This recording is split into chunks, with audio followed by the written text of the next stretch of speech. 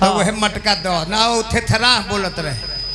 तो अगर थेथरा के जवाब हम थेथरा देव तो कोनो बात नानू नहीं एकरा के बाउर लोग नानू कहे ता ठीक बल्ली। एक दिन नया नया में अभियंता कबर रहले। हाँ वो घरी दारू शराब ना पियता ना घरी बिहार सरकार के बंदी ना रहे तो पी ना पियता आ जब बंदी हो गई बनू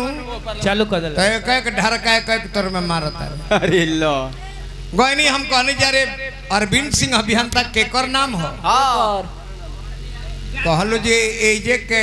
हई मेले में तो आइल बड़े हमने के देखनी है जा हाफ लंगड़ साफ लंगड़ के आज दुगोला बा ये साफ लंगड़ कहा से वो हाफ लंगड़ कहा तो हम कहने की तन भाईवा भेंट करा दस भैया तनी भेंट करा दस तो कल से कि देखी हम जिलेबी बेची ले हाँ खोजे लगब तो हमार जिलेबी के ग्रह के फिर जे हैं तो हम कहने के तारा का 250 रुपया दे देता है नगद ले लो ले लो ले लो अबे लो अभी लो अभी लो अभी लो अभी लो जा खोजो जा खोज लो जतने टाइम 1 घंटा के बाद टाइम लगी तो फिर तारा का 250 और दे जा खोजो गईले 2.5 घंटा बाद खोजत हईले इनके के हाथ में धइले बड़ी हो अपन लंगड़ा तो अरे ये अपना जन्म में डेगर बहुत बड़ा है कहाँ जाएगा लंगड़ा अरे अरे बचा के अपना जाले में फॉलो कर जाता रहे तो वो कहता रे जे आदि लोबला आला दिला वाला बेआथ नानू है हम कहनी जे हमरे नाम कमल बास हां तो लाउता दो नहीं हम यूट्यूब पर दतल बनी बाती बड़ी हमला लाद पर दिल बा क्या है इनता ते तू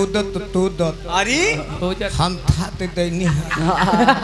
ई क्या कहत मर्दे हो जा चलखिया हो जाए का तो दनी अरे का कोइला हो तलखिया चलते तहावत तो दनी है। अच्छा हाउ हाउ हाउ अंधा तुआ वाला बानू मत थैती चलावता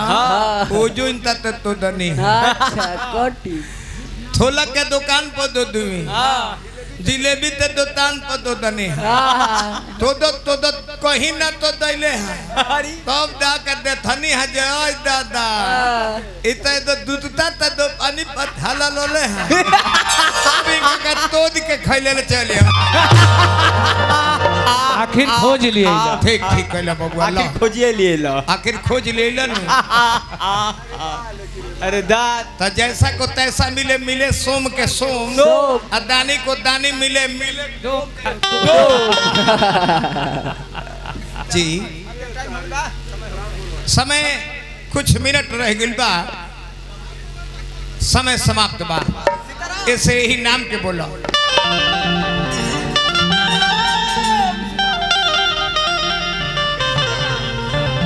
कि हमसे क्या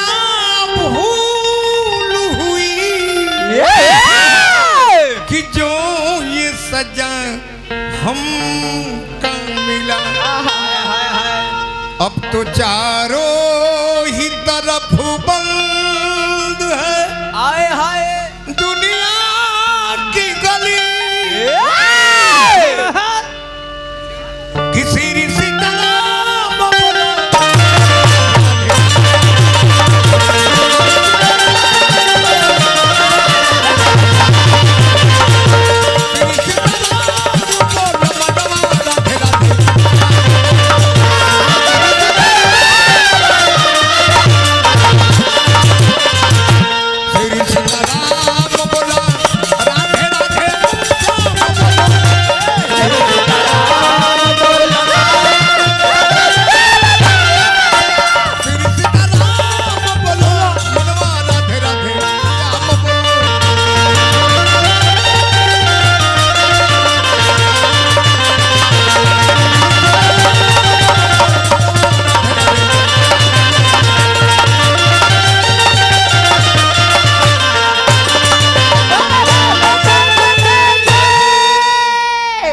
आइए फुहर नहीं बख्तम है।